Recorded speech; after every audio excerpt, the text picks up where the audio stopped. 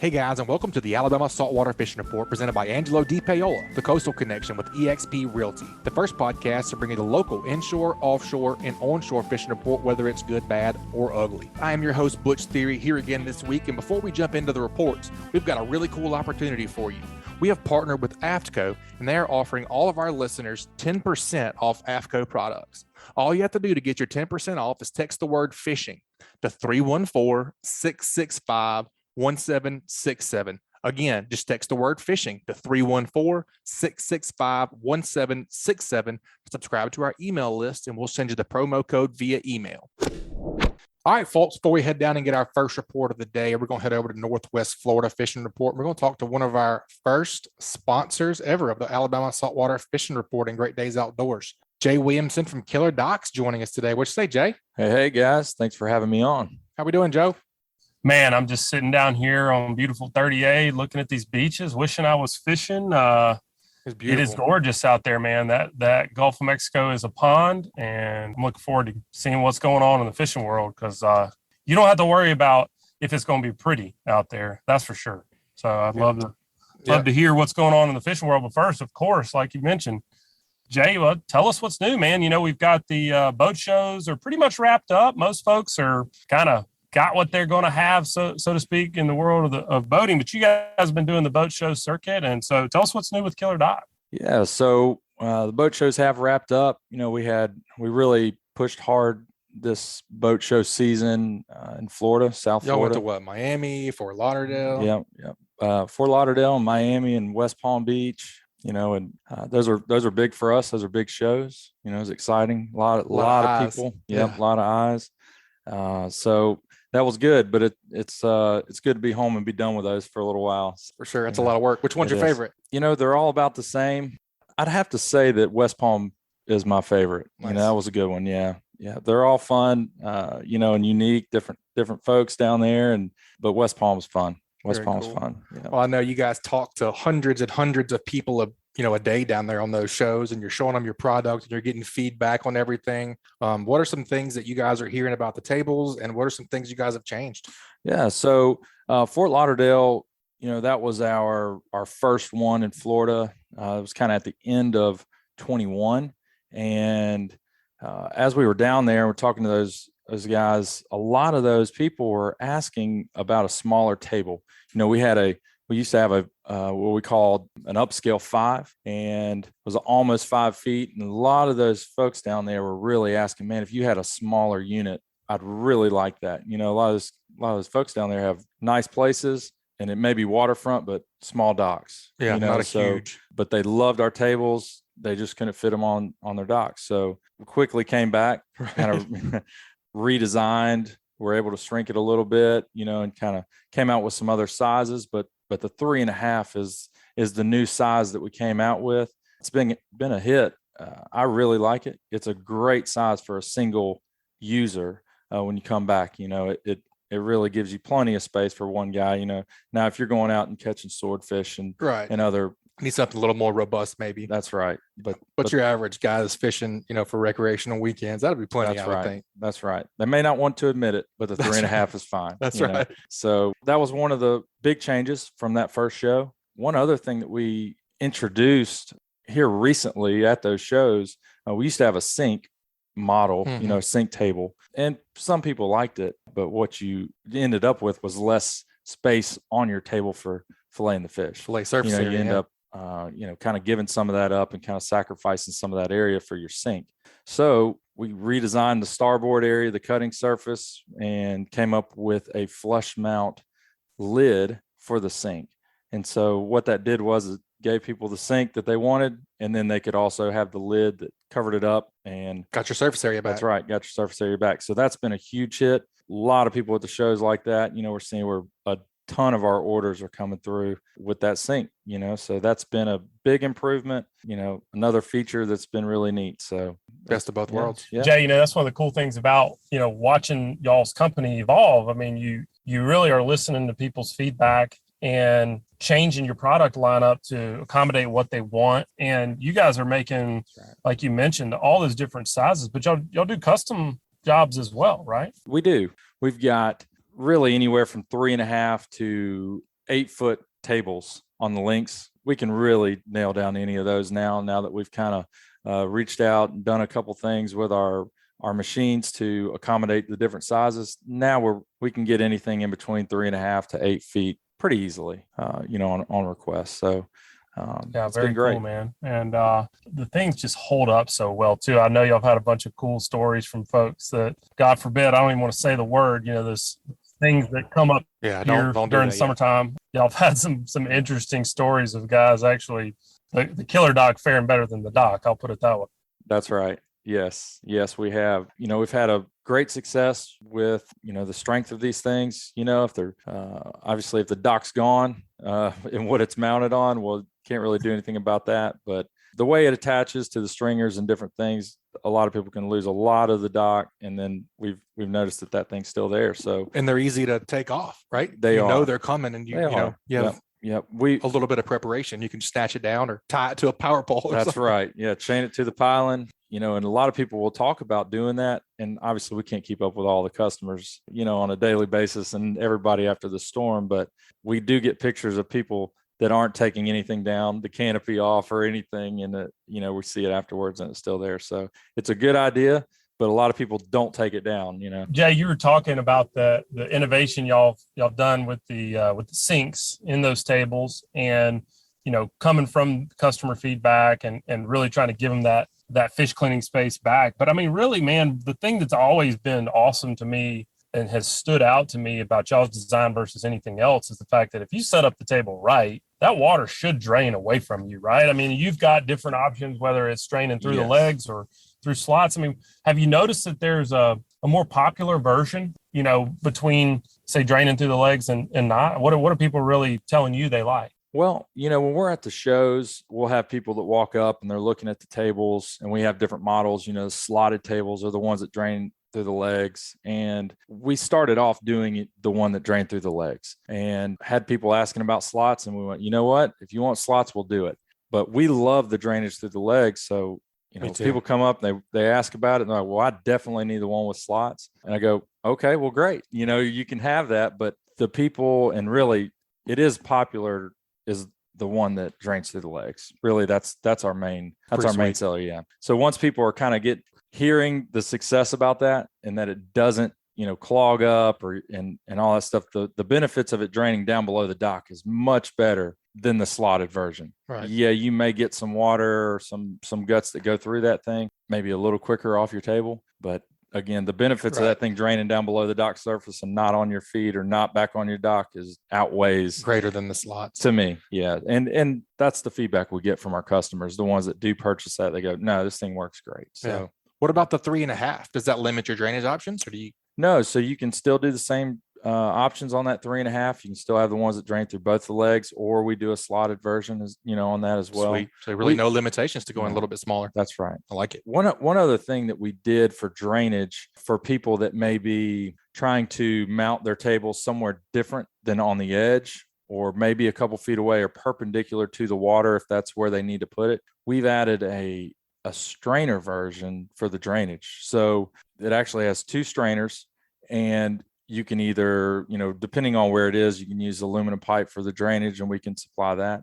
Or a lot of these customers, it has a PVC adapter. So that allows them to come down with the PVC directly from our table and direct the water in the guts somewhere else. So that's been a pretty nice improvement. Is that the one at the hunting camp? Is that how we did that one? Yes, it is. Okay, cool. Yep. Yeah, that's exactly what we did. We plumbed it, down the right side to meet down with the left side, right out the skinning shed. That's right. Yeah, I like that a lot. So that really allows you to be creative where you may want to put your table. You're not necessarily limited right to the edge of the water. That's right. Right. Jay, let me ask you this. I was over at Butch's house this past weekend. I was looking at his KillerDock he's got out there on his space, and is super clean. And I know that's because he doesn't catch any fish and he doesn't clean anything on it, but you guys do a ceramic coating on all these tables too, right? I mean, to help keeping them clean. How long does that typically last? So that's kind of a $1 million question. Yeah, it is. And so we use a product from SG Marine, and it's a very high-end ceramic coating.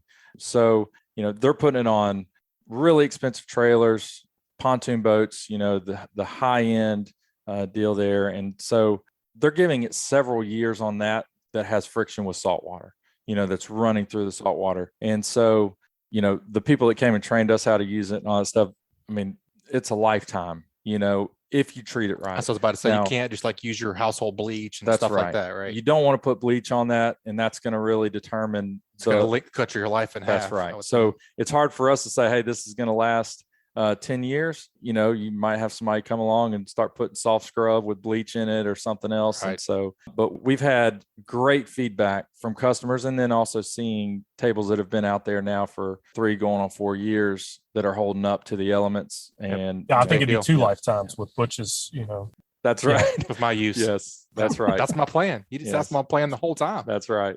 That's right. Jay, I mean, the ceramic coating is great and all, but you guys take, measures and go to lengths to make sure the table itself is built out of the best stuff. Tell us a little bit about that. Absolutely.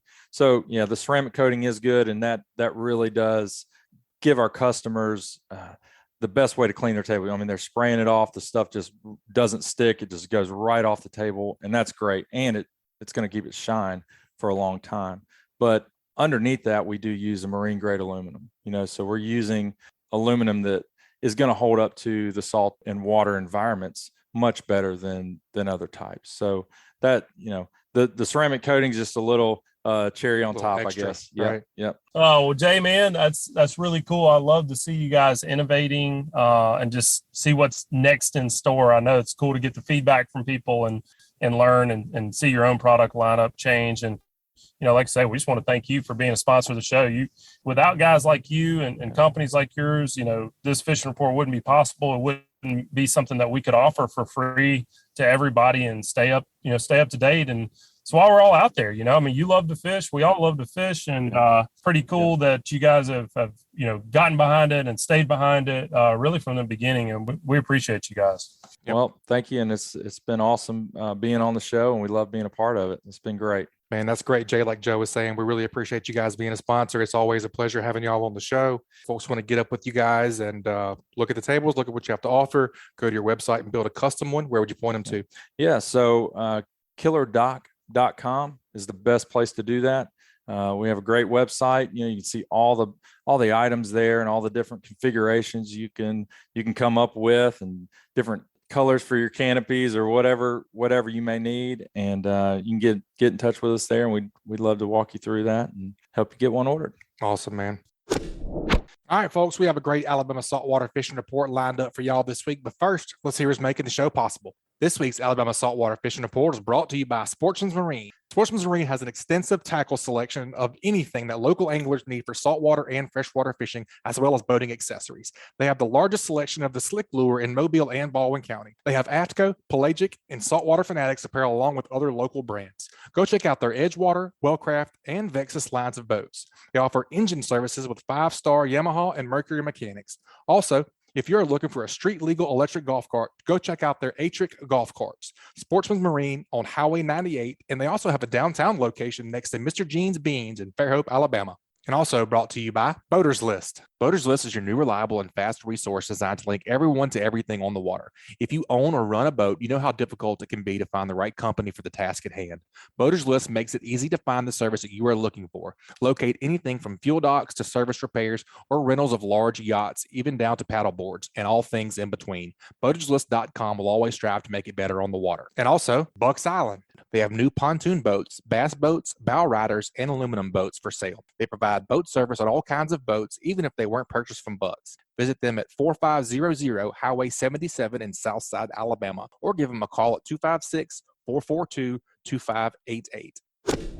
All right, let's get into this thing. Let's go down and get our first report of the day from Captain Kendall Annan over at Gulf Rebel Charter Fishing. Welcome back to the show, Captain Kendall. How you been doing? Pretty good. Appreciate you guys having me on. Heck yeah, man. I know it's getting to be prime season for you guys. We talked to Blakely Ellis over there a little bit earlier. He said the streets are starting to fill up, and so are the beaches. So that must mean the fish boxes are as well. Yeah, it's getting that time. More calls every day, and they're booking up. So it's kind of like NASCAR for us. We're getting the cars ready to be on the track. That's right. Ready to be hammering it every day, I'm sure. I know you guys fish year round. What have you guys been up to lately? Just kind of walk us through what you've been up to. Yeah, we've been able to get offshore, and like I said, with the amberjack and the triggerfish, and been able to find a few of those guys. And like I said, tuna fishing, kind of all in one. this last trip we had, we did pretty good with the deep drop. They wanted to do a little bit of both. They wanted a shot at some tuna, but they also wanted some shot at the amberjack and the bottom fish grouper as well. So we stayed in close and really got on them. Yeah, just real quick, man, before we jump into the report, folks that are, finding the new show every day or finding the podcast every day, just kind of tell our listeners what you guys primarily do and a little bit about your operation. Yeah, so like I said, we do all kind of sorts of trips, from 4-hour trolling trips to overnight tuna fishing trips, snapper when it's open, and all sorts of trips, day trips, and we run it all. We sink reefs in the fall time, and do a little diving here and there. You guys do overnight trips, right? Yeah, 36 hours, roughly. Sometimes we can leave a little earlier and try to beat the heat, beat the run down. So, we say overnight, roughly 36 hours to 48. Right. Very cool, man. Well, let's get into the report a little bit. You mentioned amberjack, man. I've been hearing people that have been doing pretty good with the amberjack, but they've been kind of hard to get in the boat from the old toothy critters. You guys have any trouble with the sharks and those AJs? Oh, yeah, definitely. It's always a problem with the sharks, especially with the good eating fish. It seems to always target those because they are tasty. Yep. Yeah, it's always something, especially in the deep water. But, this last trip, we didn't have a problem so much with the amberjack and the scamp, but with the tuna we did. It was real sharky and close. But, every once in a while, if you can fight one, if one gets on shark, you can usually get a couple in the boat. So we ended up scrapping up a mess of some nice big blackfin. Is there anything that you can do to combat those sharks as far as rigging or technique, or are you just kind of hosed? I don't think I can say it on the air, but there is some ways. If they want to text me or call my personal phone, I could definitely give them some inside tips. But right. I don't think I should say what I need to say over there. No, I would agree with that. So really, pretty much just if you start getting ate up, you just need to roll somewhere else. Yeah, and move around. It just depends. We were fishing, close to some 200 foot of water, and they weren't really going after a lot of our bottom fish, but they were going after the amberjack or any kind of live bait you put down. Dang. But like I said, with the bottom fish, or for example, double hook rig or your spate, squid or bonita, they weren't really getting after the beeliner. You just bring them up through it. Most of the time, I think we were marking. And these were the pesky ones. I'm not talking about the girthy bull sharks hanging around. These are those pesky blackfin, sharks hanging around that 30-foot range, 20 foot to the surface. And, I just told the crew, hey, you get one on, you got to bust through it and get them up to the boat, because if you just let them hang around, they're going to snap them off. So we didn't do too bad of a job getting the beeliners and white snapper and some smaller scamp up. You just got to get them on. Now, if we hooked on a live bait and try to go after amberjack, or you hook on a jack, they were toast. Dang. Whenever you're fishing for amberjack, not you personally, but on your boat, kind of walk us through your setup. I know some people like, shorter leaders with a bigger lead. Just kind of walk us through your ideal setup. Yeah, I mean, everybody's different and everything kind of works to your favor, but I like a long leader. Depending on what's going on, you can go decently sized 80-pound test. Like I said, longer leader, the better for me, and just a good live bait. And, I don't discriminate against using jigs. Sometimes they hit the jig better. Yeah, for sure. And I think I said this last time on an episode with the trolling. One time, just headed out or going to another spot, I'm trolling over a spot and with the Wahoo rigs, and they hit the Wahoo rigs. Yeah. And, not recently or not long ago, I had the same problem, and they wouldn't hit nothing else. So when I packed up the news, right. Yeah. Yeah. You wouldn't believe it, but it worked. So they wouldn't hit nothing else. And I had the best bait. And like I said, the jigs, all of it, they just hit that rig. So when I went to go move spots, I would say, you know what, put them out. I'd hit a loop, boom, sure enough. That's hilarious. Fighting the Wahoo rig. So sometimes it takes everything, but we do jigging, we curly tails, diamond jigs, butterfly jigs, live bait. We do it all, and we try to mix in a little bit of everything, because you never know what's going to work and what's not going to work. Yep. But that being said, when we go fishing for amberjack, we try to leave earlier. So if you book a trip with us and it's an all-day trip, we tend to not leave when everybody else leaves. We want to kind of leave at like 3 a.m. or 4 a.m. depending on that ride. So you're fishing when that sun's barely creeping up. You're not leaving the dock. Right. And getting out there midday. So that makes a big difference in the bite. Yep, that's definitely a great strategy. What about the scamp? What's your favorite bait, and kind of also what's your ideal rig set up there? Yeah, and it's pretty much similar, again, long leader. And as far as the current, sometimes you got to go with a heavier weight depending on what depth you're fishing. On our last trip, we're in that 200 to 230 foot range. And again, depending on if it's rocky or bottom or not. But if you can get yourself some fresh pogies, LYs, or cigar minnows is a real treat for them. But pinfish will do just fine. And I think we had a lot of more pinfish our last trip, and they seem to work really good. But again, they at about 8:37 they shut off.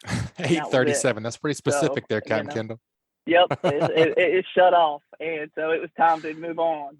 But it was on fire there, and we worked. And again, with these grouper, same thing with the deep drop and scamp fishing. To me, it seems like if you can get a few of them and it starts to slow down, depending on what you're fishing on, you don't have to move far, but sometimes you just got to move over a little bit and get back on another little herd or another little rock and get 1 or 2, 3 more. You move over a little bit. When it slows down, you just move over just a little bit and keep plucking away. If you notice it starting to slow down, just move over a little bit, Yeah, I assume you're talking about kind of plucking that natural bottom out there. Right. You think that 200 to 300 foot range is a sweet spot for those scamps? Yeah, the scamps, this is here recently in the past month or so up until now. I feel like the 200, 300 foot, not so deep, but again, has been right on the money for the scamp.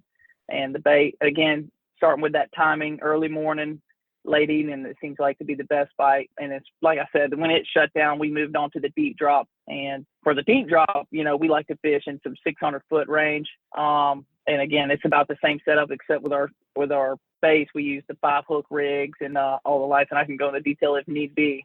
Using electric reels for that? Yeah, we use electric reels for the deep drop. Yeah. That's a long way. Oh, I know. That's a long way. So, we got the braid on and, like I said, bit butts, and we get them out and we let them have. We use about a 2-pound lead for the deep dropping.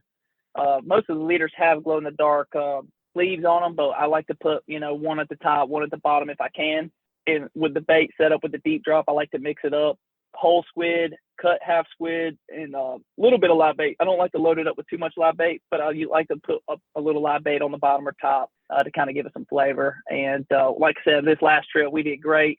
Like I said, and you can do that middle of the day, and it kind of helps not only kill time, for the afternoon fishing, but the guys can cook, rest, and I call it beer drinking. That's right. That's right. That's exactly what it is. It worked out great. It works. Yeah, it's fun. It's exciting when you get a boat up and then big old snowy or yellow edge groups start to float up. Oh man, that's the best. Heck yeah, it's a meat haul, man. I even know people that use that 600 to 900 foot range. They put those blinking swordfish lights on there, and I've had those big old yellow edge and those big snowies kind of blow up, and then you gaff them and bring them in the boat, and they'll be throwing up those blinking lights, be eating them off the damn lines. They're hungry down there, man. Oh, it's awesome. Oh, I know, it's crazy, and going back to the strategy of catching them, it's the same way. You can fish the flats, or you can fish that rocky edge. I tend to like the flats more. It just depends on the current. Sometimes you can get broke off more in that rocky edge with the heavy current, but in the flats, not so much. And again, it's the same thing. If it starts to slow down, I just tend to move over a little bit in the flats, because I've always, if you can picture it, those big grouper or even the tile fish, like cows in a pasture, they're just roaming that mud bottom. And sometimes you just got to go just a little bit, not a tenth of a mile, if that, maybe a couple 100 feet, and you can get back on some grouper. And again, plug, move over, plug. You don't have to make super hard runs, Right. So that's been the best for us. Yeah, that's definitely great advice. On your leader, on those deep drop, like the 5 hook rigs you were talking about, how thick do you feel confident dropping down with on your pound test on that leader? Yeah, 150 to 200. We even have some a little heavier than that. The leaders aren't super long. Maybe 2 foot. And, big old circle hook on there. Size can range depending on what everybody's comfortable with, depending on what you're trying to go after, right. A 7 to a 10. But, it's not too much. I know some guys have them pre-rigged, so you can always stop at the tackle shop and see what they got rigged up. And they're not too hard to make, but they're not expensive either. I think what it really comes down to is the lights that you put on, not being specific, but again, you don't need a $30 blinking light. Right. Or, you know what I mean? But it never hurts. But Personal I've had all preference. the lights on it, and they all work good if you got what you got. I always keep a bunch of glow sticks also on board just in case something happens. Those are good backups. So grab you a pack of glow blue or green. They're 99 cents. You can pack like 10 of them in your boat just in case something goes wrong with your battery kind or the solar kind. You can just crack and go. So Keep those on hand. Yep, that's a great tip, man. Well, I think that's a great report. Anything we missed that you wanted to cover? No, man, I think that's about it. I think that'll do it. Well, man, if folks want to get up with you guys and book a trip, what's the best way to get in contact with you? They can look us up, Facebook website, GulfRebelCharters.com, or they could call Brian at 747-ALL-7s. If they want to reach out to me, it's 251-597-2499. Awesome, Captain Kendall. We always appreciate hearing from you, man, and we look forward to hearing from you next time. You guys be safe out there, and good luck. All right, appreciate it. See you out there. All right, folks, that's a great offshore report from Captain Kendall Annan over at Gulf Rebel Charter Fishing. You guys take a quick break and hear from a few of this week's great sponsors that bring you the Alabama Saltwater Fishing Report free each week. That segment was brought to you by MB Ranch King. MB Ranch King hunting blinds and feeders are built to last right here in the USA. With durability and convenience in mind, MB Ranch King's maintenance-free blinds are constructed with high-grade steel and come in a variety of sizes to meet any hunter's needs. They offer high-quality, easy-to-use corn and protein feeders that can be filled with both feet on the ground. Call Kevin today for more info or a quote at 205-807-2937. MB Ranch King, built in the pursuit of perfection. And also brought to you by Test Calibration. Is your diesel engine showing signs of low pressure, excessive engine smoke? If so, you may be in need of a repair to your diesel fuel injection system. Test Calibration has been selling and servicing diesel turbochargers and fuel injection systems since 1976 and are up to date with all the latest diesel technology. No matter if you're running a diesel in your boat, tractor, or truck, Test Calibration can help you. Contact them at 800-822-0057 or visit them online at testcalibratindieselandturbo.com. All right, folks, before we head down and get our next report, we got to get an update from Blakely Ellis down at CCA Alabama over around the Orange Beach Gulf Shores area. Welcome back to the show, Blakely. What's going on, buddy? Not much, Butch. Appreciate you having me. Yeah, man. As always, we enjoy it, man. It's finally some beautiful weather. I bet those beaches are packed down there in Gulf Shores, Orange Beach area. They are there. It's certainly if you didn't have a calendar or connected to the internet, the traffic alone and the lines at the restaurants will tell you it's pretty much summer. Summer traffic alert. Yeah, I bet. I believe that, man. Yep, for sure. Well, I know you guys have some exciting things coming up. Star Tournament starts, May 28th? Yeah. Tell us a little bit about that, man. It seems to be an awesome event. It is. It's the Star Tournament. It started over in CCA, Texas, but now we've got them in about 5 or 6 different states around the country. But essentially, it started out really simple, and that's kind of the format we're following, where you have a really, really good prize. And so if you enter the tournament, which includes a CCA membership, and you catch one of these tagged fish, then you win the really cool prize. And so this year, we are really honored and appreciative of our sponsors who helped us with our prize, and that's Nautic Star Boats and Yamaha. And they have helped us out with a 215 bay boat, Nautic Star bay boat, a 2022 model. It might even be a 2023 by the time it gets the production line. But they have told me they're going to give us some priority. The motor is ready. The motor is waiting from Yamaha. So we're really excited about that package. It's like a $60,000 package. So 2022 Nautic Star 215 bay with a 150 Yamaha 4-stroke and a tandem axle aluminum trailer. So that's going to be the main prize if you are registered in the tournament. And which, in order to register, you have to be a CCA member. So a lot of people just add it on when they purchase that tournament entry. So $75 to enter it. We're going to tag 30 redfish. They're all going to be within the slot with these special blue tags. It's a nice, pretty, almost like a baby blue color. I just got them in a couple days ago, and we're going to tag and release 30 redfish, and they're going to be swimming around in Alabama waters. And so it's going to be, from state line to state line. And so the first angler that catches one of those tagged fish that's registered, and if they're within the rules and within the state boundaries, then they will win that grand prize of the Yamaha F-150 and the Nautic Star 215 bay boat. Heck yeah, man. That's a heck of a prize there. What's the best way for people to get registered? Is there a website? Yeah, so there's two options. So we did get our site set up with Fishing Chaos. And so Nice. If you're already on the Fishing Chaos app, you can go in there.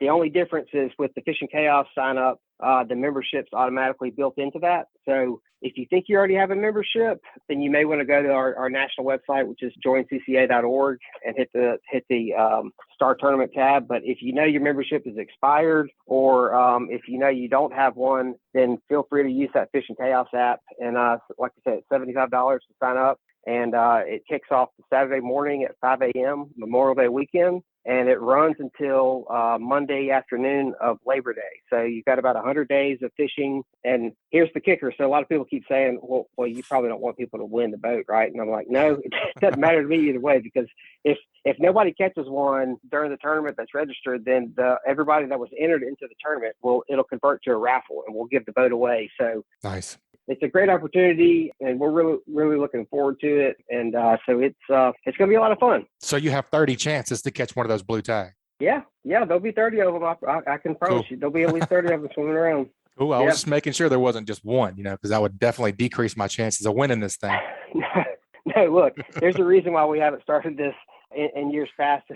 A big part of it was me knowing how silly these redfish are about staying where they're caught and seeing the data. And whenever I had to kind of negotiate with our national office on how many fish we were going to release, because they asked me how many I wanted, and I said, my first counter offer, I said 12. I'll do 12. And they said, how about 45? And I said, no, 20. And so that's how we landed on 30, because yeah, exactly. So I think it's a good amount, and we're really looking forward to it. So definitely go check that out. We're going to be launching our social media pages for the Star Tournament on Instagram and Facebook. So you can check those out in addition to our normal CCA activity and pages. Man.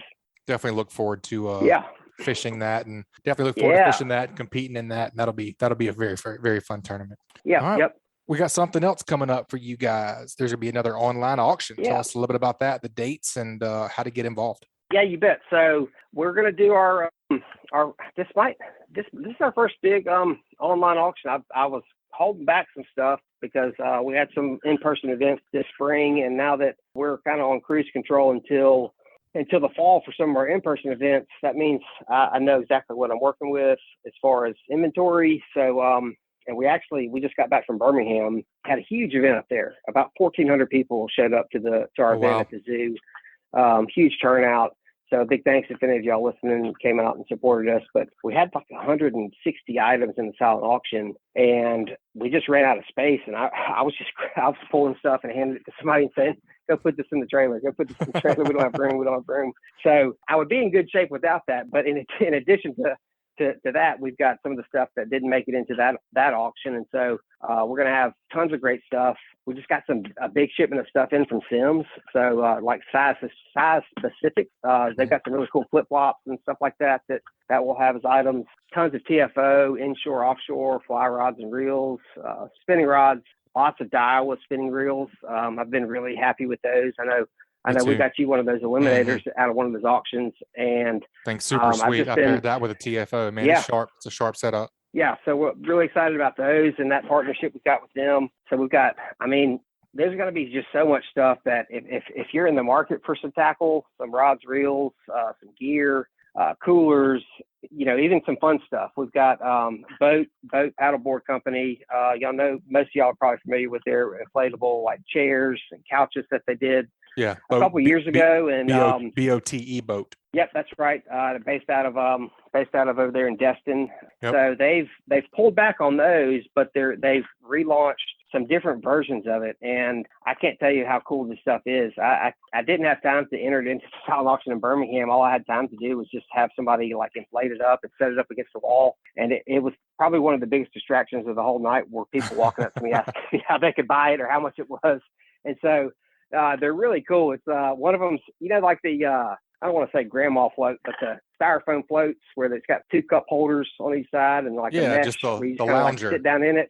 Yeah. Yeah. So it's basically visualize that, but it's inflatable and it's cooler and it's newer and it deflates, so you can pack it away inside the console or inside the fish box or something like that. So yeah, that's nice. one of them. Yeah, so we've got some really cool things like that. We're going to do a similar to like we did a toadfish, kind of buy a toadfish can cooler thing, get a raffle ticket for a big boat prize. So we're going to do something like that with some other items that we have. We ended up with a whole bunch of those Stanley thermoses and tumblers and bottles. And so I've got, I don't know, probably 60 of these Stanley. Some of them are pretty cool, like old school thermoses that you can see on the job site. Got a lot of cool stuff like that we're going to kind of package up as quote unquote raffle tickets, so that you get something out of the deal either way. And then one lucky winner will take home a nice big prize. Awesome, man. Tell us the dates and how to get involved. Yeah. Okay. This auction is going to take place next week. So we're going to do this on Monday, the 16th. We're going to open it up at 6:00 p.m. And then we are going to run it for just over 24 hours. So we're going to close it on Tuesday, the 17th. We're going to close it at 8:00 p.m. And to get involved, you can text CCA Spring 22 to the number 76278.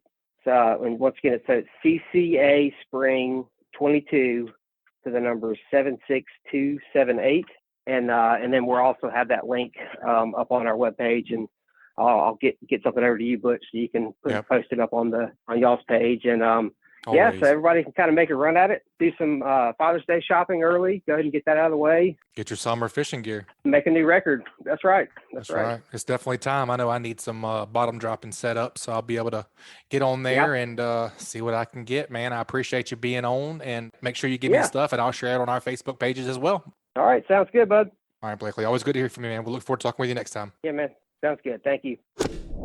All right, folks, let's head on down and get our inshore report for the week. Let's talk to Wesley Holman, Bay Sound Fishing Guide Services. Welcome back to the show, Captain Wesley. How you doing today, sir? Howdy. Doing great, man. It's good to hear your voice again. Yeah, man, I missed you. It's a beautiful day here in South Alabama. Fishing is heating up. So is the weather. Yeah, it is. It's really heating up. Today, you stand in the shade, it feels amazing. You step out into the sun, it's like summer. Yep. You ain't wrong about that. It's been very nice in the mornings and in the evenings, but it's starting to feel like summer. Pretty prominent during the middle of the day. It is. It really is. It's really kicking off, and fishing's starting to turn into summer fishing now. So it's really exciting. Yep. What have you been up to? You seeing what's been working for you as far as tactics and kind of where you've been hanging out?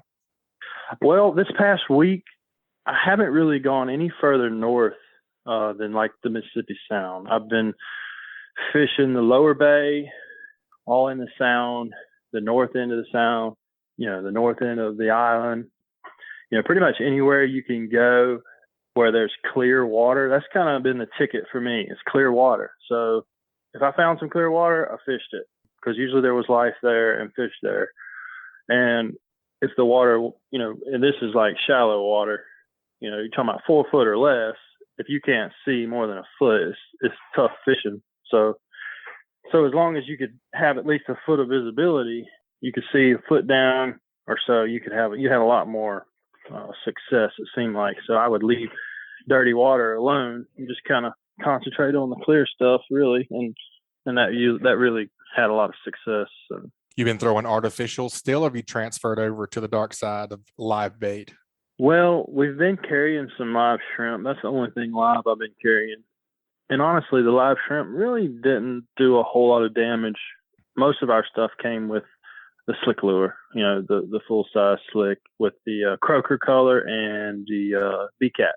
Those were 2 faves this past week. And we did a lot of wade fishing. So, we were throwing the slick a lot, and we caught a lot of quality trout. We got on bites that were just like, it's summertime, because it was just 2.5 pound trout every cast on the slick lure, which is like the best thing ever. Heck yeah. That's the mecca for the trout guys for sure. Well, the slick lure is it's so much fun to fish. Like, it's so satisfying that just the thump you just get the best of both worlds. Like, you kind of twitch a hard bait or something, and it's like running into a brick wall. It's fun, but man, you're working that slick lure and you get that thump and you set that hook man, there's just nothing like it. Yep. And it seems like you don't lose as many fish too. Yep, I agree. But that's the two main colors, like I said, was that croaker color and the bead cap. And, like I said, we were fishing in pretty clear water. We could see our wading shoes and, and there were pockets of water too. We had some big flood tides. So it was bringing a lot of different water in and out of different areas.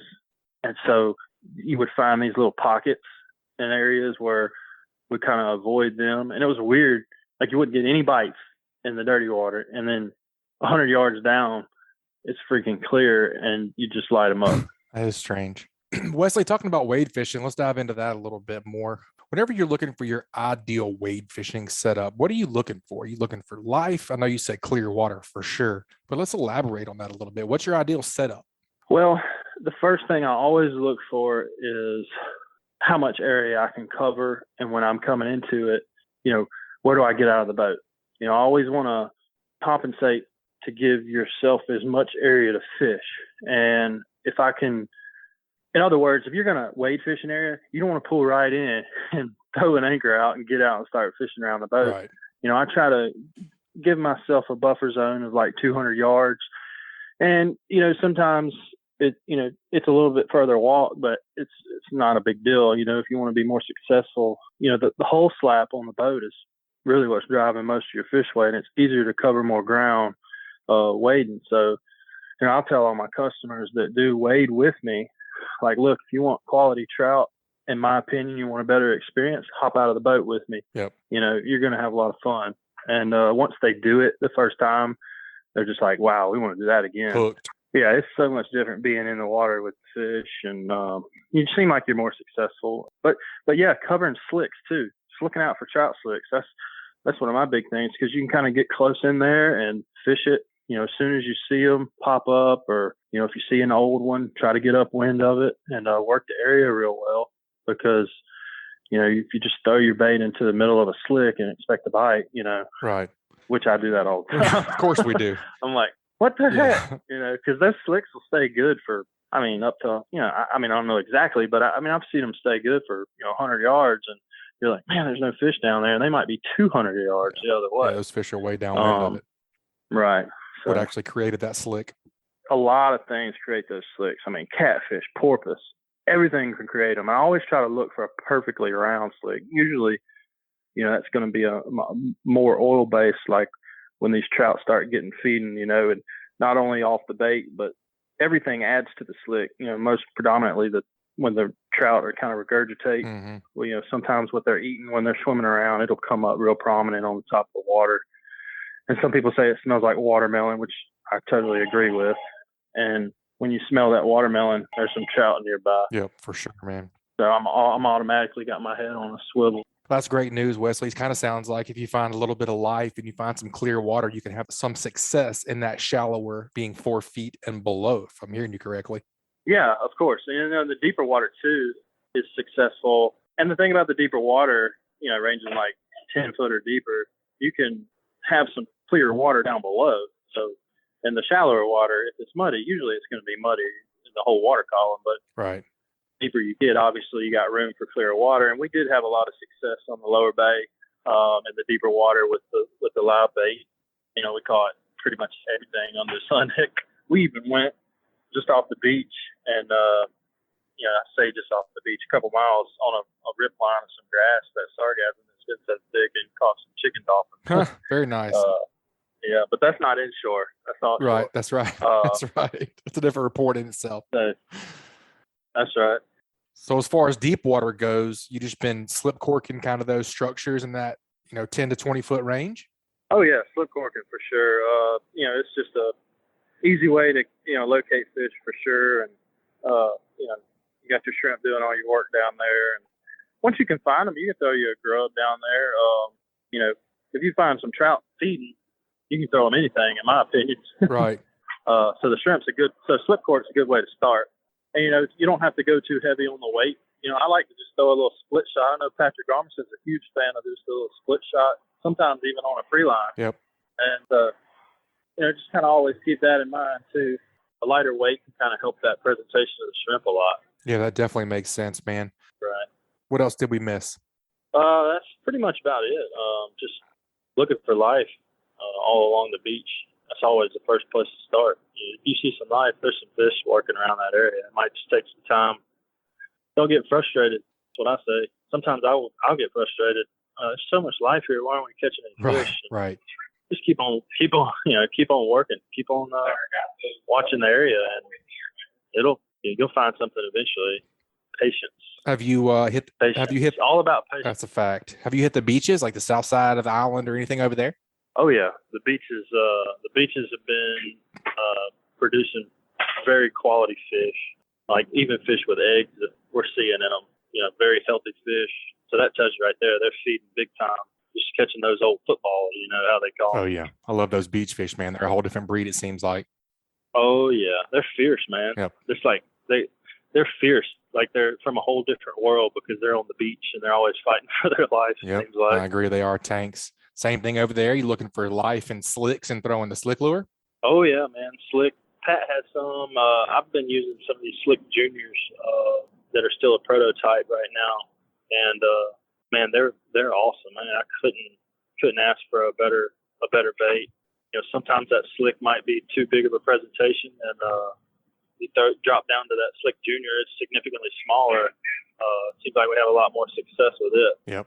Sometimes. For sure, it's definitely a nice bait. Like you said, that big profile, big slick. Sometimes you can miss some decent amount of fish on it. Stick to big girls for sure, but you miss some fish. But with that little bit lower profile, it seems like they can suck it in easier.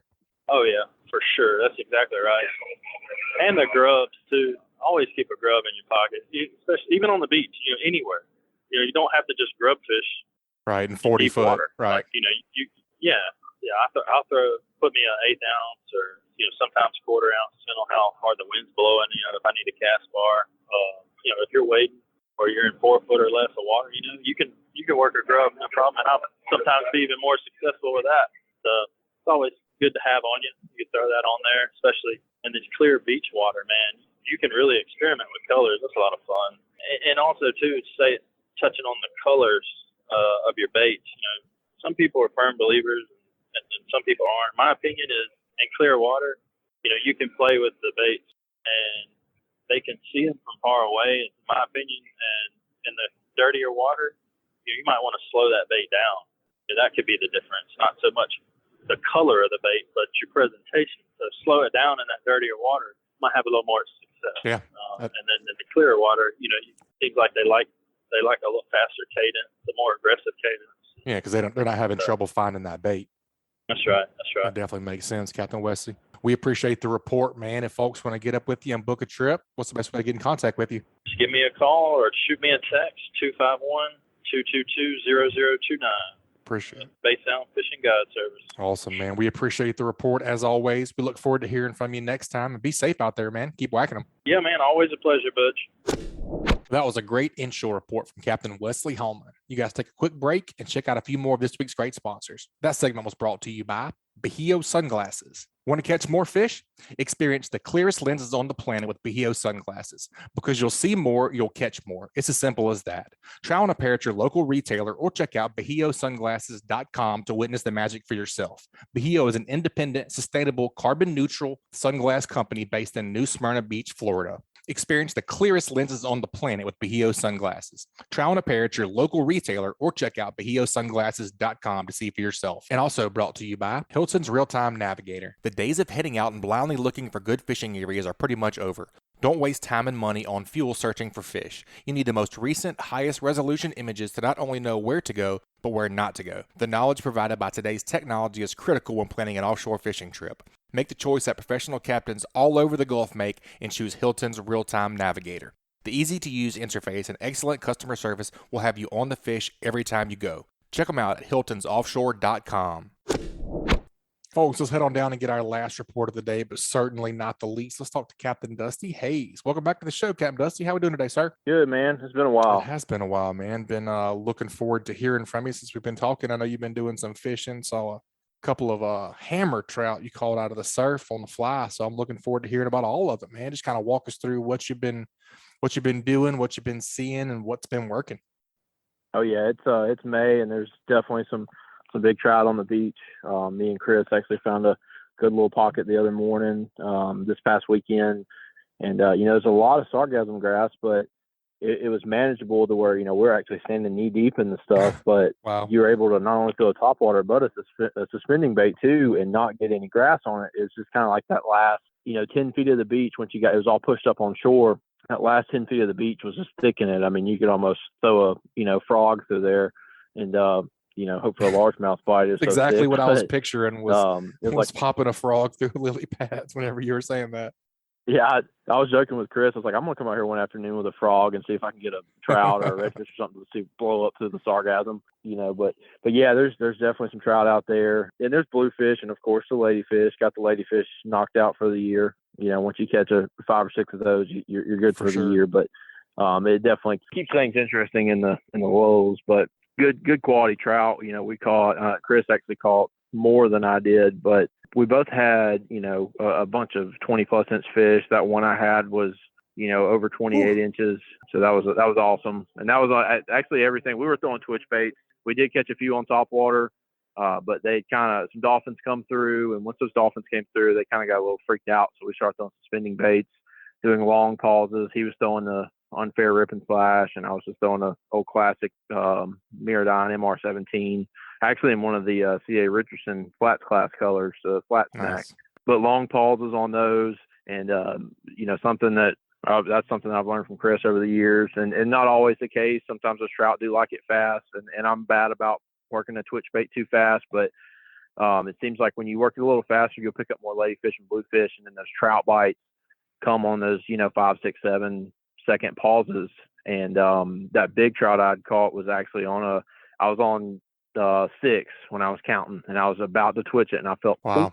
And so that was a 6-second pause, and he's just looking at it, and then as soon as I went to move my rod, he had thumped it before I even got a chance to. So, or she thumped it, but yeah, there's definitely some big fish out there, trout wise, and there'll be redfish mixed in. And I've seen a lot of flounder on the beach, and especially in the bays too. It seems like the flounder population is definitely making a little comeback. A lot of good size ones, not just little dinker flounders like we've had the past few years, but a lot of 20 plus inch fish, which is cool to see, not only along the beach, but in the bays as well. A lot of the charter guides in Orange Beach, the inshore guys have been catching a bunch of them around the docks and such, especially the deeper docks, 8, 9, 10 foot docks, if you can find those.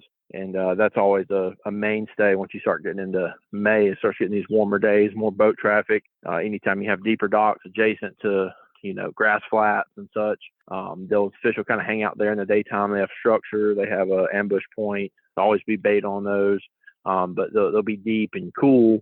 And so a variety of redfish, trout, and especially flounder and mangrove snapper on all these deeper docks, May all the way through really September, October. It's beating up the docks is something that it can be, it seems boring sometimes. You just got to cover ground, and eventually you'll find docks of your own that, like, man, this dock I do good on every time. And then this dock, I just know I don't ever catch anything on it. Yeah. So that's something that, if you're in the Orange Beach area this time of year, you can really do it all day, but even especially early morning, late evening, but all day long, that's what a lot of your guys are doing, is finding docks that have some water moving, some depth. And something else I'll look for too is the actual, coverage of the dock, not just a, big finger pier going out into 10 foot of water, but actually if it's like a boathouse big structure dock that has, yes sir, yep, that something that has a lot of floor, a lot of decking, that's going to put a lot of shade. Like some of these docks will have 30 yard wide areas. They're big docks with 2 slips in it and all that stuff, and that stuff right there, as long as it doesn't have a lot of foot traffic and such, people walking on it, swimming on it, whatever it may be, it'll hold fish simply because it's big. It's going to put out a lot of shade. It's going to keep them cool, keep them in the dark, give them ambush points. So that's always something I'll look for starting this time of year. And a lot of those same docks you'll notice too, even in the wintertime, will hold sheepshead and redfish. So it's it's crazy if you fish, you find say 5 or 6 docks in any area, especially the Orange Beach area, that you favor. If you try them throughout different times of the year, you may not have the same results, but you may have good results simply because, the same reason the redfish goes to it in July is the same reason the sheepshead might go to it in December or January. Right. So they're really cool docks. like I said, there's a ton of them. Orange Beach, something I always, preach though is just be respectful. If there's other people fishing it, or if there's people, swimming around it or on there cleaning fish, whatever, don't just scratch it off. Don't even worry about that. Human. There's 500 million docks. Yeah, human. Exactly. Yep.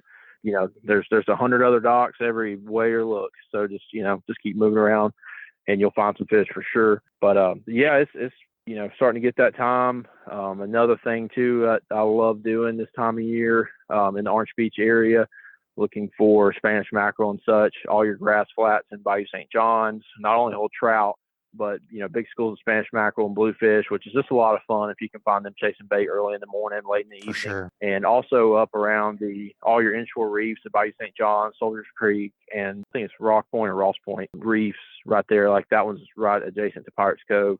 They always hold good numbers of Spanish and ladyfish and such, and it's not, something that you're necessarily feeling the cooler with, but it's a lot of action. It's a lot of fun. Spanish or tame? And I definitely, oh yeah, no, I love Spanish. And honestly, man, the ones that I get on the Soldiers Creek Reef, early summer, like April, May, June, there's some pretty studly fish. People kind of think like, man, there's no way there's Spanish mackerel that far up there. And there definitely is. I've seen them even further than that, close up to the Lillian Bridge. But the fish in that lower end of Perdido Bay, those mackerel, they love it up there. I don't know if it's because of all the bait and the depth, but there's a lot of them, and you'll see them. It almost doesn't even matter what time of day it is, what the conditions are. You'll see them chasing bait and just flipping around and jumping everything from keychain Spanish to 20+ inch fish. So talking about those Spanish, what do you mentioned, bait jumping out of the water, but are bolt bird schools giving them away? Or are you looking for primarily bait on top, and are you throwing plugs or slow trolling, or how are you having success with those? You will see birds on occasion. You're not going to see like big frenzies like you would, out in the Gulf. Mostly, it might be a couple seagulls or maybe a pelican or two. You're not going to see a big number of birds, but around those reefs in the southern end of Perdido Bay, what you'll see is, just pretty much have to pick an area, and I'll fish bottom, for white trout and ground mullet and any speckled trout, and just kind of look around, and you'll notice like, all right, there's 150 yards over there. They're Spanish. They're jumping. You'll see them jump clear out of the water. You'll see them busting bait. And usually if it's busting bait, it could be a variety of bluefish, ladyfish, possibly even trout or Spanish. But the Spanish kind of give themselves away because they'll just jump smooth out of the water chasing bait. You can see those. And so that's something. Oh yeah, they like to let themselves know, or let everybody else know that they're like, hey, we're over here. But yeah, the Spanish live baiting is definitely a fun way to do it. You'll definitely get those bites. Really light stranded wire or really light single strand wire. And my personal favorite is just honestly going with like a 50 or 60 pound monofilament or fluorocarbon leader, because if that water is kind of clear and they do get shy for some reason, that clear monofilament or fluorocarbon will help you get a few more bites. You may lose a fish or two, but most of the time you'll be able to land them. They may chase the leader up, but just cut it and retie your hook just to be safe and move on. Live baits, such as LY, the Menhaden, will definitely work good for that. And then as far as artificial lures go, I like something that I can cast with a lot of distance. So anything, like half, 3/4 ounce spoons, like any of your tsunami spoons, just anything that's just got a lot of flash to it and moving fast. And also something that's like a, all-time favorite is like the little Don's jigs and the Tsunami makes their glass minnow jig, but it's basically just a flat, elongated jig head with a flash, skirt on it. It's like Flashaboo and such, but got a lot of flash. It's something that you don't have to do anything to it. You can move your rod tip to give it some wiggle, back and forth, side to side, but I really just burn it most of the time. Because speed is the biggest thing, is keeping that interest and keeping it moving. Because if you just slowly do it, it seems like you don't get those bites. I love to just honestly just burn it as fast as I can, and that's one of the few cases where I will use the faster inshore reels, something with a higher gear ratio to kind of get some movement there. But yeah, light braid, and I'll just do a swivel depending on. I don't like to do swivels when I'm casting plugs, but when I'm doing spoons and such, I will go with a swivel because they like to spin, and they will spin that braid up. So if you do the swivel, it'll kind of reduce that. But 50 to 60 pound monofilament or fluorocarbon leader and clear, and you should have no problem finding fish.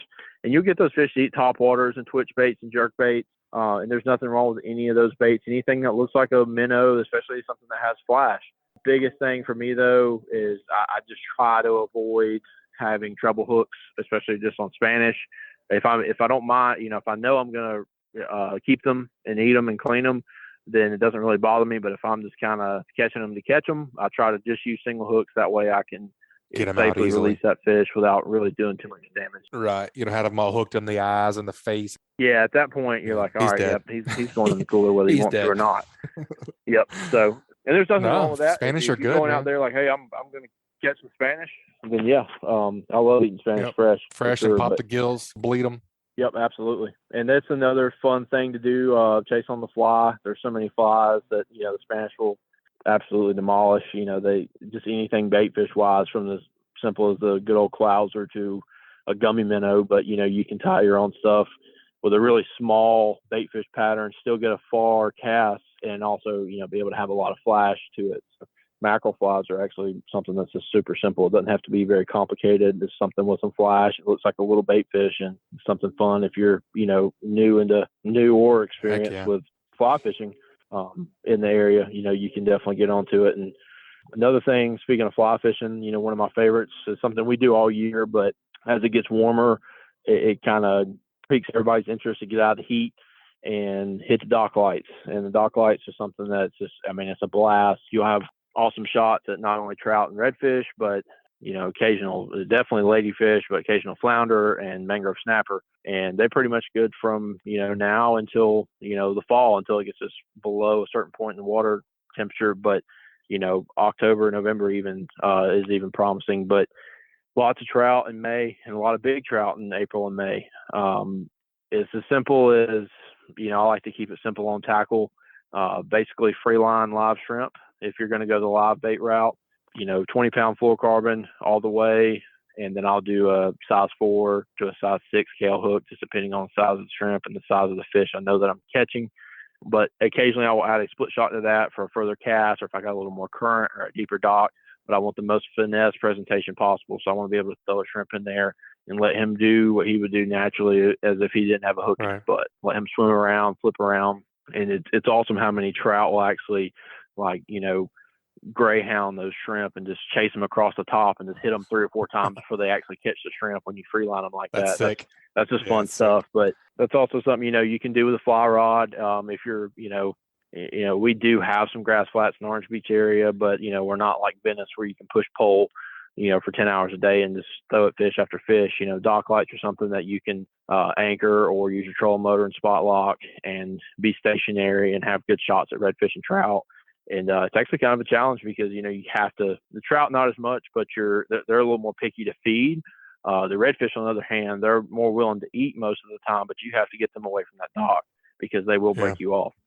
So we actually bulk up on leader a little bit, usually, 30 or 40 pound fluorocarbon on some of those bigger fish, just to kind of have some abrasion resistance around those piers. But as far as on your spinning or conventional tackle side of things for artificials, a lot of good things, like you just apply classical DOA shrimp, occasionally a twitch bait. I'm not big on hard baits except for a small jerk bait, something in the 2 to 3 inch range. Too small and it's hard to get the cast that you really need. Too big, it just doesn't seem to be productive for me. Not saying it's not possible, but the all-time almighty is just a small paddle tail to me, and it can be anything from a 3-inch paddle tail down to a 1-inch. When it gets hotter and hotter, a lot of times those bait fish will get smaller, and especially if you have some years where we have a lot of rain and it pushes a lot of your bait offshore. It seems like most of the bait that's left in the bay is really small. So I'll actually use like crappie size paddle tails and hooks, like 16th and 8th ounce jig heads, and 1-inch little paddle tails for decent sized trout. But like the Z-Man Slim Swims in a 2.5 and 3-inch, and then also like your Jackal Rhythm Waves in the 2.8-inch are just kind of 2 go-tos. Like I have enough confidence in them to where I know I can take a handful of 8th ounce or even 16th ounce, small jig heads and a couple packs of those paddle tails and hit any dock light in this area. And if they're not going to hit it, it's just not going to happen. There might be a situation where live shrimp or something may do better, But as far as artificials, when I go dock light fishing, I mean, there's only a couple things I'm bringing, because if they're not going to hit those, they're just not going to work. Yeah. So, yep, it's small paddle tails, a very slim profile, and a variety of colors. I don't mind a variety of colors, certain lights or certain water. If it's a darker water, I'll usually brighten it up a little bit, but just your standard pearls and even chartreuses. And then if it's like green underwater lights and really clean water, I'll actually go with a darker, like even browns or, blacks and pumpkins and, blues and stuff like that. But yeah, small paddle tails, and that's something that works for everything. I mean, Spanish, ladyfish, all the way to bass fishing in the creeks. I mean, I'd use them in the wintertime for creek fishing for trout. Small paddle tails are just that's one of those things that I don't think I'll go anywhere in the country without one in my truck or, my tackle bag. For sure, man. Those are all great tips and some great information. One thing that I wanted to touch on and bring you back to before we let you go is you were talking about, finding those big docks with the big floor space for the shade, for those different species, flounder and different things like that. You throwing grubs on the bottom? Or are you trying to do like a Carolina rig with, a finger mullet or something? Or what's your go-to there? If I was, specifically targeting flounder, I honestly use something like, the Fishbites, Fight Club lures, or like a Berkeley Gulp on a jig head. I like if flounder wise, and if I'm like throwing artificials, I'm going to cover ground, so I know I can fish that thoroughly. If I don't get that bite, not necessarily that fish ain't there, but he's just not going to eat. If I want to actually pick apart a dock, I will use live baits, and I'll use a variety from small croakers to shrimp and finger mullet, as well as LYs and pogies. All those live baits will work. Usually if you're going to throw cast nets and such and catch live bait, aside from shrimp, whatever you catch in that general local area will be the forage. Something that I'm not crazy on is pinfish. Not that they don't work. People don't catch fish on pinfish. I just never have luck inshore wise with pinfish in our area, aside from like fish underneath the bridge for bigger redfish and such. But live shrimp's a tough one to beat. The only issue you'll have with shrimp around those docks is, docks also harbor tons of pinfish and other stuff, small mangrove snapper that want to tear that shrimp apart. So that's actually where a bigger shrimp does come in handy. And then if, also bull minnows will work good for your redfish, flounder, and mangrove snapper. And just like everything else, the redfish and the flounder, those big mangroves, they love all these piers and docks in the Orange Beach area. If you do it right, you can really, find some good sized mangroves, for the bay, 14, 16, 17 inch fish quite often. And they only get bigger as the summer goes on. Another little thing that I'll do, just kind of like a little tip, is live chumming. Not a lot of people do it. I'm sure there's a few guys around here that do. It's something you'll see a lot in the Keys, especially guys fishing the patch reefs and such. But, if you're catching, pilchards and LYs and, pogies, whatever you want to call them, in our area, and your cast net and your live well, what I like to do is, like say you catch X amount and we really only need, 40, 50, 60 baits to fish. If you're going to have some that die, some that get caught in your net, and instead of throwing them in the water, I'll actually keep those. I'll put them in a Ziploc, put them in the cooler so they stay fresh. But I'll actually keep all those ones that, you rip your heads off, they get stuck in your mesh and such. And then I'll mix those, I'll start throwing them handful by handful at the pier up current, I'll be up current, throwing them with the current towards the dock. And then I'll actually get some live ones, put them in the net, give them a little squeeze or hit them along the gunnel. That way it slows them down a little bit, pitch them towards the dock, and then it'll get those fish, whatever, game fish, mangrove, flounder, whatever it may be, that are underneath that pier or around that pier. They're going to start coming to that area, and they're like, hey, it's food time. And so that's the opportunity for you to pitch a live bait in there and catch them. It's worked out when, a lot of these docks get a lot of pressure from, a lot of your inshore guides in the area and anybody else. And that's something that, you can set yourself aside by doing that and get those bites that nobody else is getting, because you're kind of turning on the dinner bell and saying like, all right, guys, it's feed time. I've actually doing that. I've caught, when I was chartering, the 3 biggest flounder I ever caught on any of my charters was on live bait chumming on docks and 11 foot of water. And the flounder, all 3 of these, this is on 2 different docks, but all 3 of these flounder were over 22 inches. One was over 25. And 8 of live LY off the surface and 11 foot of water. That's super cool, man. That would be really fun. I'm gonna have to get down on some of that. Yeah, it's something cool. You hear a pop and you're like, oh, yep, that's a redfish, and then it just goes down and digs. It's kind of fighting weird, and it ends up being a big flounder. You're like, it's just the last thing you expect. Sure. Man, that's super cool, man. That's a great report, Dusty. We always love hearing from you, man. You're a wealth of knowledge over there. We appreciate you giving us the rundown. Man, I know you kind of been around doing different things here recently. What are you still offering to people, and how can they get in touch with you? Yeah, absolutely. So basically now just doing private inshore stuff. I'm still a licensed captain for sure, just not doing, full-time guiding. But, if you have a boat and you're coming down the Orange Beach area and you want to do some inshore fishing, especially dock light fishing, give me a call at 678-897-0167. I can provide you with, tackle to a degree and help you out. And I can also help you out too with, if you need to get some stuff for your boat, we can go on down to Sam's and get you rigged up for what you would need and take you out and, show you a few things, show you some spots, help you navigate the area and show you some places to start for sure. Very cool, man. We appreciate you helping our listeners out. And thanks for giving us a report, man. We look forward to hearing from you next time, buddy. Be safe out there. Absolutely, man. All right, guys, that wraps up another great segment. I'll take a quick minute and check out a few of this week's great sponsors that bring you the Alabama Saltwater Fishing Report for free each week. Whenever you guys are out in the marketplace and you have a chance to patronize these sponsors, please do. That segment was brought to you by Dixie Supply and Baker Metalworks are proud to be your metal roofing headquarters for over 40 years. Save time and money by buying from the most reliable manufacturer on the Gulf Coast. Buy it today, pick it up today. With the addition of their new store in Cantonment, Florida, they now have 8 locations to serve you. Dixie Supply and Baker Metalworks, your metal roofing headquarters. And also brought to you by Fishbites. Whether you are hitting the sand with set rigs using the traditional scent strips for pompano or fishing the flats or marshes for speckled trout, redfish, and flounder, Fishbites has something for you. Family owned and operated in St. Augustine, Florida, they pride themselves on making reliably consistent fishing products for anglers of all ages around the world. Fishbites baits and lures are made with pride in the Sunshine State of the USA. Check out the full line of scented saltwater and freshwater baits at fishbites.com. All right, folks, we got to do What Did You Learn before I get out of here today. Flying solo, it's always interesting to do What Did You Learn? But there was a lot of good information in today's podcast. I definitely picked up what Captain Kendall was saying about even bottom fishing. Whenever I think about super early mornings, I primarily think about, getting out there right at daybreak or even before daybreak, trying to get those big speckled trout. So my little pea brain thinks about, that early morning bite being more of a inshore speckled trout thing right at daybreak, but he was saying they like to leave super early and be out there catching amberjack and those, more bottom fishing species right there at daylight.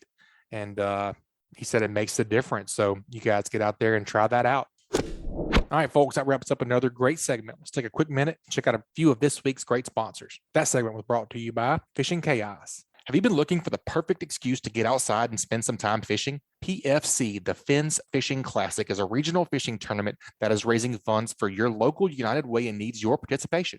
Virtual submission means you can fish from anywhere, anytime, and submit photos of your catch for judging. PFC will feature over $10,000 in prizes and giveaways for placing anglers. Don't miss your chance to win big by fishing the PFC starting April 9th. For more information, visit our site. That's PHINSfishingclassic.com or download the Fishing Chaos app.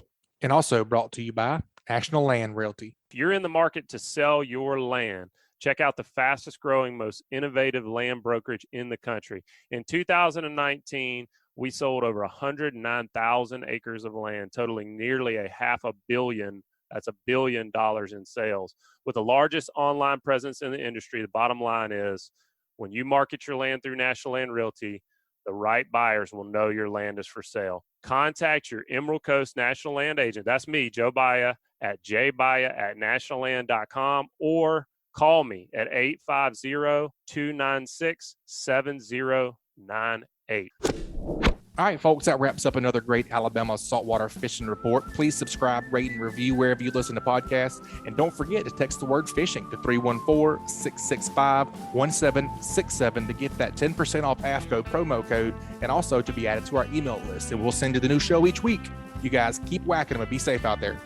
This week's Alabama Saltwater Fishing Report has been brought to you by AFTCO. Family-owned and operated, AFTCO fishing apparel and tackle are designed to handle the harshest elements and help you weather any day on the water. From cold tournament mornings to the humid summers of Florida, their products are built to handle the extreme. They are proud to hear customer stories about the 20-plus years of life cycle of their AFTCO products.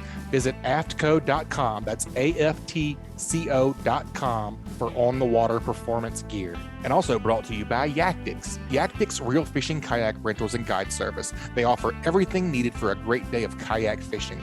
Let them tailor a trip for you. Booking and more info at yactix.com. Also brought to you by Foster Contracting, Fortified Roofing Pros. Did you know you could save up to 40% on your homeowner's insurance with a fortified roof? Learn more at fortifiedroofingpros.com or call them at 251-973-9999. And also brought to you by This week's Alabama Saltwater Fishing Report brought to you by me, Angelo Depaola, The Coastal Connection. Find us online at thecoastalconnection.com. And also Sam's Stop and Shop. Sam's Stop and Shop is your one-stop shop located at 27122 Canal Road in Orange Beach. Sam's has a little bit of everything, including a deli, inshore, offshore, and surf fishing tackle. They also have bait, clothing, groceries, name brand sunglasses, and so much more. Stop by and shop or call them at 251-981-4245 today. And also brought to you by Ricciardone Family Dentistry. You're going to need a good dentist, so you may as well make an appointment with fellow angler Josh Ricciardone. He provides services for all ages and accepts most dental insurances. Do not let an achy tooth ruin a day on the water. Call today to book an appointment at 251-342-6672. And also brought to you by Admiral Shellfish. Admiral oysters are available by the dozen at Bon Secours Fisheries, Inc. in Bon Secours, Alabama. From a simple, nutrient-dense appetizer at home or a shucking party with friends, Admiral oysters will steal the show. Call 251-949-7411 for pricing and availability. Follow their adventures on Instagram at Admiral Shellfish Co. And also brought to you by the Alabama Marine Resources Division. The Alabama Marine Resources Division reminds all recreational anglers that gray triggerfish, greater amberjack, or red snapper must be reported through Snapper Check prior to landing the fish in Alabama. For more information about Snapper Check, please visit OutdoorAlabama.com. And also brought to you by L&M Marine. L&M Marine has something for everyone, from small hunting boats, pontoons, as well as bigger bay hybrid boats for the hardcore angler. Go visit them at 34600 Highway 59 in Stapleton, Alabama, or call 251-937-1380. And also brought to you by Photonis Defense. Photonis Defense PD Pro Ultralight Ultra Compact Night Vision Systems. Simply the best in class night vision systems ever built. Contact them at photonisdefense.com to learn more. Photonis Defense, Masters of Darkness.